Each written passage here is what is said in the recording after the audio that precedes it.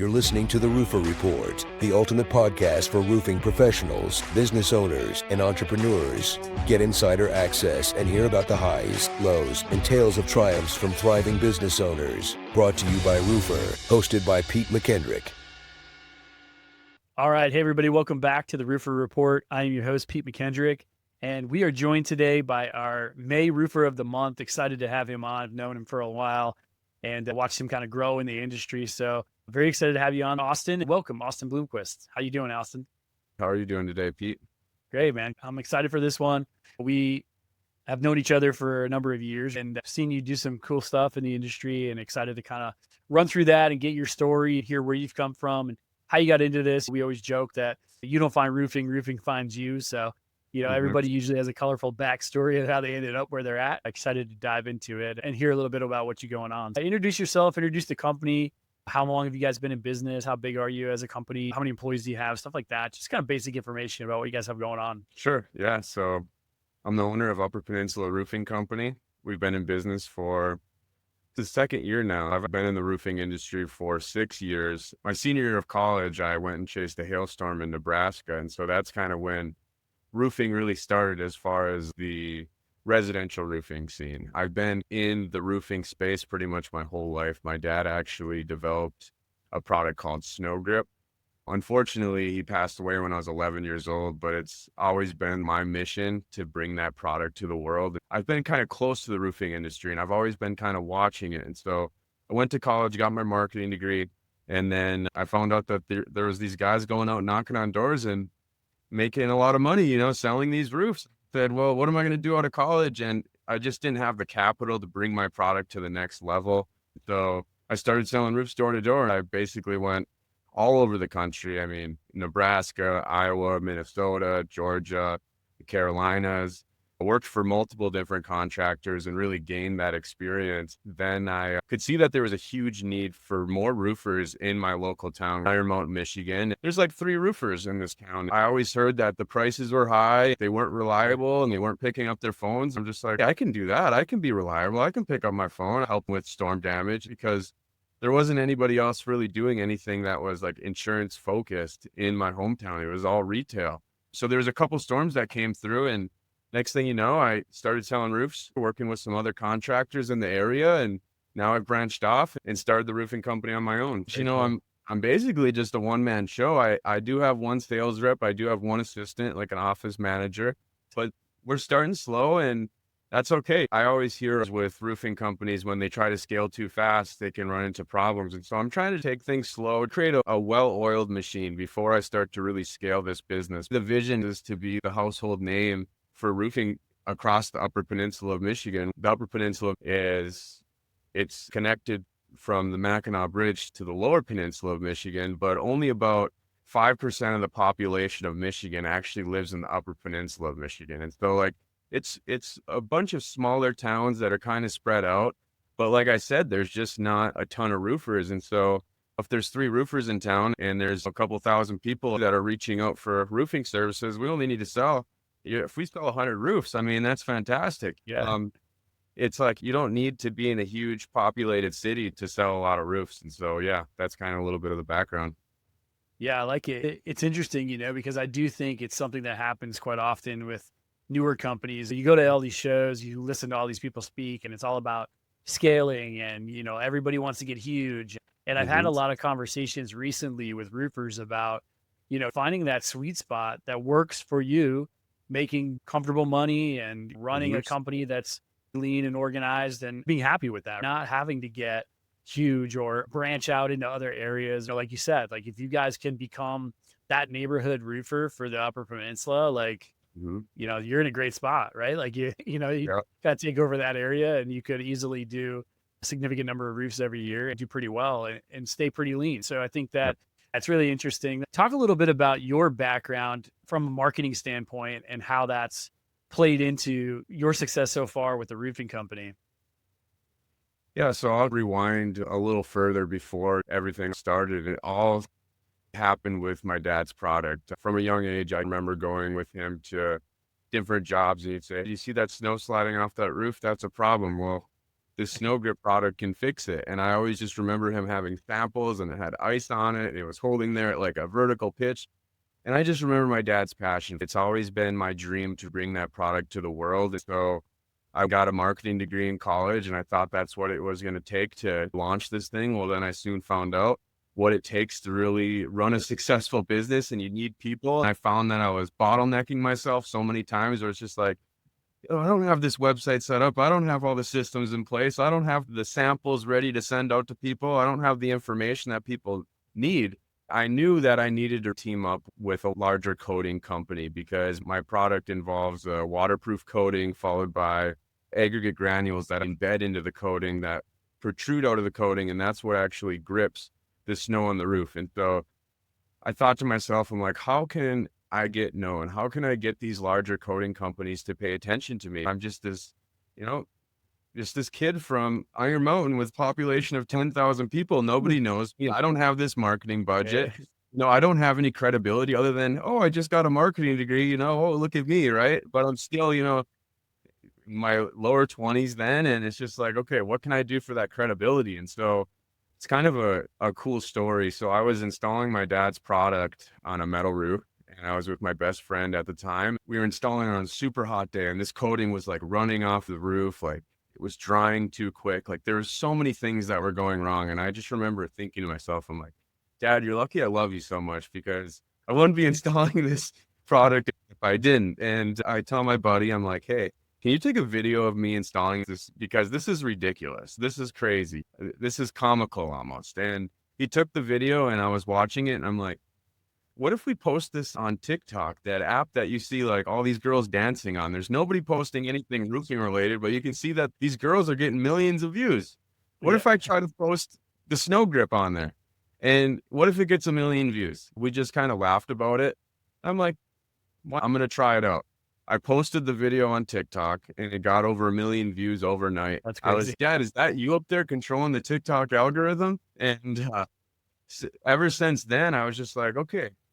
In that moment, it was like a light bulb went off. And I was like, okay, if I can get 200,000 followers on social media, having a marketing degree, and have a roofing company, that can really bring a lot of credibility to me. So I started really focusing on my personal brand and documenting my success over the years. And so it was like every day I was taking videos in the field, editing all night, selling roofs all day. And it was like 12-hour days, but I had that goal. I'm like, I know if I can get that following and if I can get my name out there, I'm going to start getting recognized by some of these larger coating manufacturers. And so I kind of started unfolding. A year after I did that install with my friend, I had 200,000 followers. I was just like, how did this all happen? Dreams become reality. And what I realized, when your dreams become reality, it turns into a lot of work. Now I kind of had some ammunition to go to these trade shows. So then I started going to the International Roofing Expo and RoofCon and Roofing Process, every roofing conference that I could possibly go to shake the right person's hand to get this product in the right place. I never knew, how it was going to unfold, but I just thought, if I keep shaking people's hands, keep networking, it's going to happen sometime. And so, through trial and error, working with multiple different coating manufacturers, some said, hey, this isn't the right time. We have to meet our quarterly goals. Other ones said, we don't want to take the liability and the ownership in it. And it was like from one coating to the next. And then finally, I actually found fluid applied roofing, and it was kind of a crazy story. So I was with Tim Brown from Hook Agency, and I said, let's go up to this coating company. We were at International Roofing Expo. He had his video guy, and I said, I'm going to go pitch this coating company on video and see if they want to make the world a safer place. Let's see if they go for it. And I go up to them and I show them the snow grip, and I'm like, hey, you guys need to put granules in your coating for any roof coating jobs that are in snow country, because that snow is coming right off that coating, and it's going to damage the gutters. It's going to cause liability for the building owner. All you got to do is put these granules in the coating. And they loved it. And I was just like, okay, sweet. Let's keep talking. And so now, after years of networking and shaking people's hands, I finally got myself in the right place with the right coating company that's going to actually really take some ownership behind it. And I'm able to work out that licensing deal. It's been a long time coming, but if you really have something that you're working towards and have it in the back of your mind all the time, I find that life will move you to that success. So yeah, that's really the story behind it. And as far as social media alone, I never knew that the 200,000 followers was going to open up so many doors other than just for my product Snow Grip and my roofing company. But now I've been able to work with some awesome brands. I mean, from Red Wings boot to Wolverine boots to Equipter, even the Better Business Bureau. They reached out. I did a video with them, what I've been doing for every function of the roofing business. You got financing, you got like technology, you got equipment, you got all these different things that you're using within your roofing company. I've been able to work with all of those different companies as far as like a partnership type of an opportunity where I actually make videos for them while I'm in the field working on these jobs. And so like for Equipter, like they'll let me, rent an Equipter for free and I can go and get this work done. The catch-all gave me some free catch-alls. I got free subscriptions from other tech companies to give my customers the best roof possible. And especially starting off, you don't have a ton of capital to go and buy an Equipter or to buy a catch-all system or to get a new website. And so for companies to come in and be like, if you make a video for me, we'll make you a website. If you make a video for me, we'll give you this rental. We'll give you this. And so I've been able to get so many things for my roofing business based off the fact that I have this large following on social media. So yeah, that's kind of the background about how the social media ties into everything. Yeah, it's interesting, right? Like, I think it's interesting to see what you have going on and how you've gotten to where you are, utilizing all these things, but always with this one singular focus, right? Like, you got this one thing in the back of your mind driving all these ideas and all these things that you've become known for in the roofing space, just trying to get this product off the ground in the background. And it's an interesting driving force to the whole social media piece, the roofing company piece, and all the things that you've done, always going towards that one goal. You're in your second year. What are some of the challenges that you faced running a roofing business? We talk to so many roofing businesses, you do too. Like you said, you're dealing with a lot of like the product manufacturers and stuff like that. What are some of the biggest challenges for your company? Starting a company is not easy. There's a lot involved, countless hours of trying to, build out all your marketing stuff and, get your website up and get everything polished. And one of the biggest challenges that I had was getting my builder's license. In Michigan, you could get a roofing specific license, but if you want to do gutters or siding, you would need another license for those. I ended up getting my full builder's license. And so having to study for that took months of studying and hundreds of hours. You have to go into a test facility where they pat you down and make sure you're not cheating or anything like that. And then the time test, and you're looking at this big set of plans. And I've never looked at a full set of plans like that. I've just been doing roofing. And so to know like all of these different codes and how things are installed, the drop ceilings, tile floors, interior stuff, cabinets, and what's the minimum of this and the minimum of that. It was a huge learning curve for me. I wouldn't be able to run my roofing company without that license. One of the biggest hurdles for contractors in Michigan is actually getting that license. It's really not the same as far as if you're going to compare it to like Texas. Like anybody can be a roofer down there. Same thing in Georgia. Some of these other contractors that I worked for in the past, they didn't need to take a test like that's not open book in some testing facility. Even in Wisconsin, which I'm right on the Michigan-Wisconsin border, it's all online to get your license. It's a lot harder, to say the least, to get your license in Michigan. That was definitely a hurdle. I think every company that starts out, customers will question your credibility, and being young, that's another thing. So having the right pitch. When I'm telling a customer about me, I really had to figure out my story. When I learned how to really tell my story of what I do, especially with the social media and my dad's product and what my vision is, it really allows them to understand me more. If I just went to a customer and said, here's your quote, it's $20,000. When do you want to get it done? I want to spend at least 30, 40 minutes with that customer, just talking about all types of different things. I want to build a friendship with them. Getting out of my own head, I think that was one of the hardest things for me. I always struggled with school and confidence, and with my father passing away, I always had that voice in the back of my head saying, you can't do it. Trying to get past that voice in my head, I definitely think that my faith with God has helped me with that, and having some awesome people in my inner circle that mentor me and help me with those things. It's always been a growth mindset. It's definitely a lot of challenges, but now I'm finally starting to feel free, and I really feel like this is where I can start to excel, because I got my story in place. I'm genuinely wanting to help my customers. Before, like when I first started in roofing, I was thinking about the paycheck. I was like, I need to make money. But then I realized that when you're selling, customers can tell if you're in it for the money or to help them. They can just read that off your body language. The big switch happened when my closing rate really started to increase is when I thought to myself, hey, I want to help my local community. My family's been working in this community. My great grandpa had one of the first gas stations in Iron Mountain. My grandpa had the first architecture firm, and he was the only architect in this town. He built a lot of the banks, the YMCA, and a bunch of buildings in here. And so like my name in my community is already well known. So really, I wanted to just keep on that family history of helping the town. And now with my new sales guy, I'm like, we got to think of this as we're going out and helping people. There was a hailstorm that occurred last year on May 18th. There's not other roofers in town that do insurance work. With all my knowledge from working across the country chasing these storms, I'm like, somebody has to let these homeowners know. There hasn't been a hailstorm in Iron Mountain in 30 years. And now that we have 1.5 to 2-inch hail, it's like these roofs got damaged, and we have a lot of old roofs around here. And so an old roof combined with large hail isn't a good mix. And so now you can just drive around and say, okay, that roof's 20 years old. That definitely has damage. But you have to go into it saying, I want to help my community. I want to help them save some money so they can put some money into something else, like putting their kids through college. And so that's what really makes me happy, is making people happy and going into the community that my family's been supporting for so many years and being able to make a difference and save these people, $20,000 on their roof.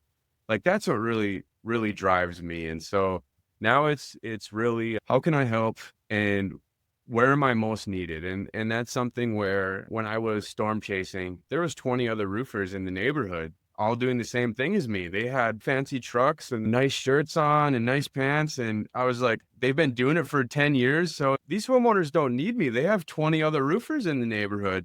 I felt like the conversations I was having with some of those homeowners, they didn't need me.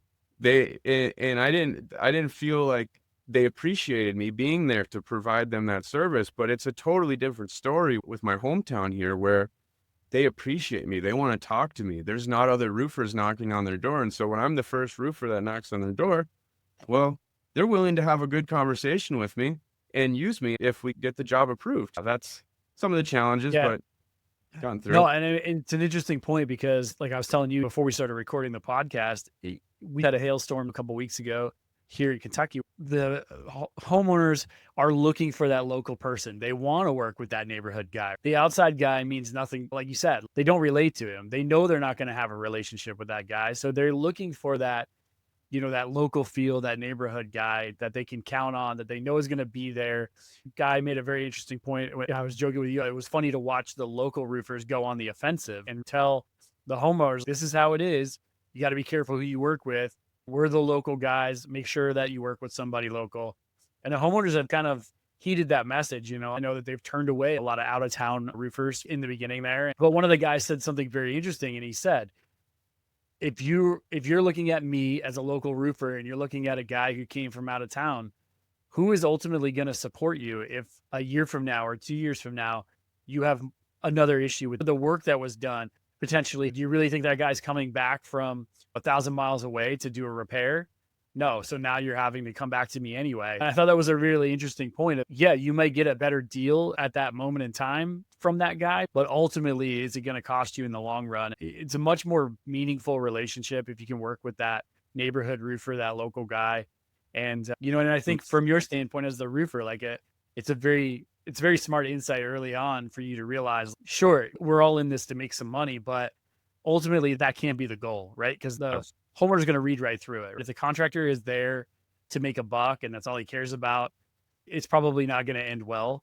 It's probably going to be a very unique and probably rocky relationship between the homeowner and the contractor. Ultimately, the contractor is not going to be someone you can count on, right? So it kind of goes both ways. Yeah, so I thought it was a very interesting point and very good insight that you realized early on, like, hey, this can't be the focus, right? I can't focus on the paycheck because it's just not going to work.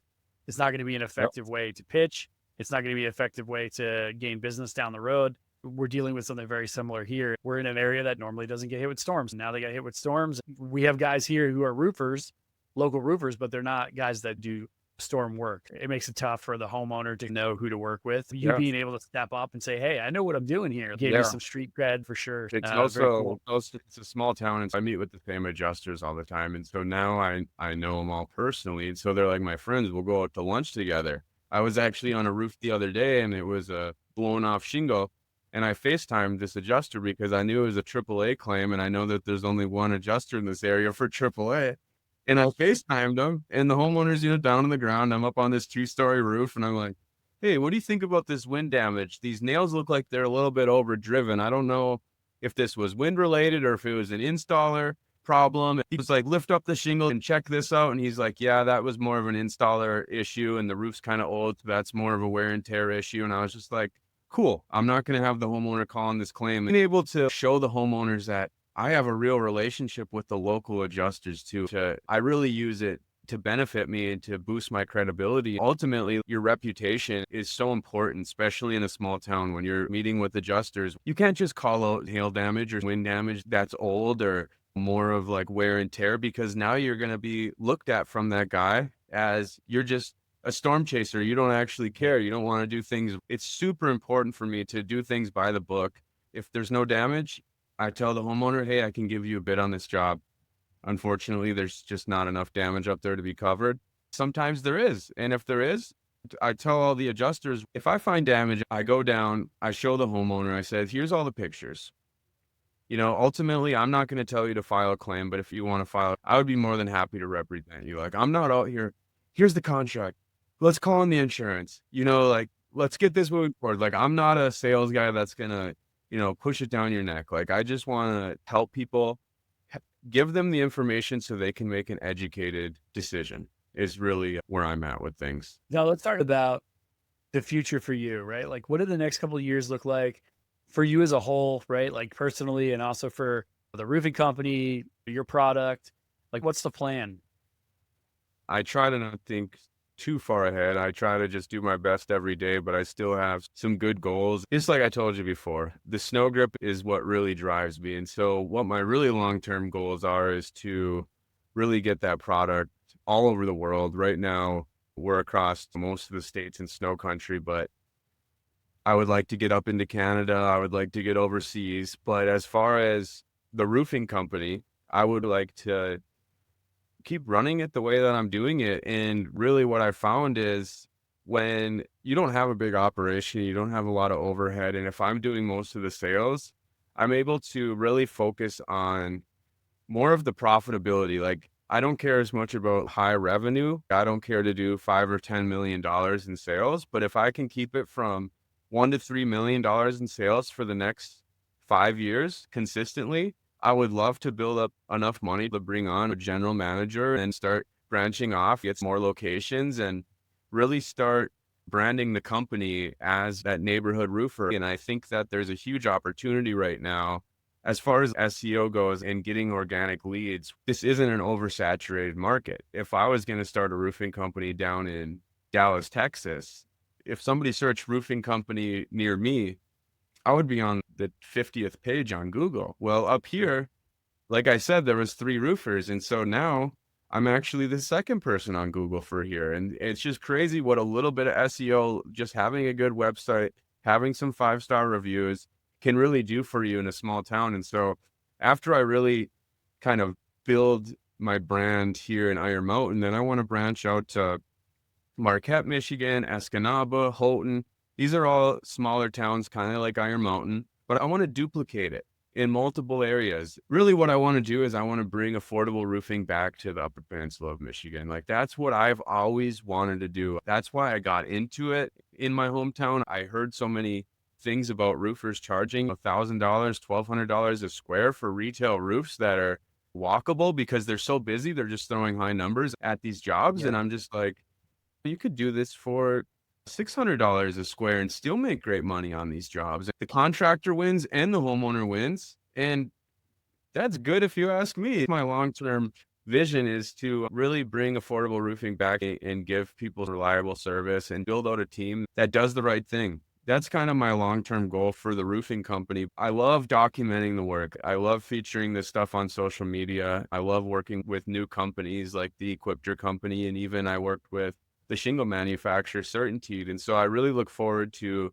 building those partnerships with these awesome companies to uplift me into the roofing industry so it can position me as an expert. In term, I would love to be known as the roof coating professional, to where everybody knows that I'm an expert in roof coatings and I have the solution. We see private equity coming into the roofing space and buying up these roofing companies, and it can be a good thing, it can be a bad thing, but if it came to that one day in 10 years and maybe there's some more competition coming into this area and I'm moving on to my snow grip, I wouldn't mind if I sold the company or had a general manager that wanted some ownership and gave him the keys to everything and let him thrive and keep supporting the community. I want to take things slow, but I also have some goals and I definitely think they're reachable if I just stay consistent. Yeah, I love it. I think slow and steady growth, right? I think you're on the Mhm. right track there, and for sure, like you're not overwhelming yourself and overwhelming the business, and it gives you guys the opportunity to potentially continue to steadily grow over the next couple of years and see where it takes you. Like you said, we're in probably a time where things are changing in the roofing industry quicker and more than they ever have before. You never really know what, a couple of years from now will hold for sure. And man, it's been a great story. I really enjoy having you on, Austin. I think there's been some great information here. If someone wanted to find out more about the product that you have, where would we go? How do I find out more? So the best thing to do is probably just to email me directly. My email is info@906roofs.com. If you send me an email and you're interested in snow grip, trying to have everybody email me in the same place. Now it's Yeah, like everything's just going to come to one email now, and then I can connect you with Fluid Applied Roofing. We can get you set up as a certified installer, get you all the resources that you need, and we can definitely get something started for you. cool, man. I appreciate you jumping on and sharing your story today.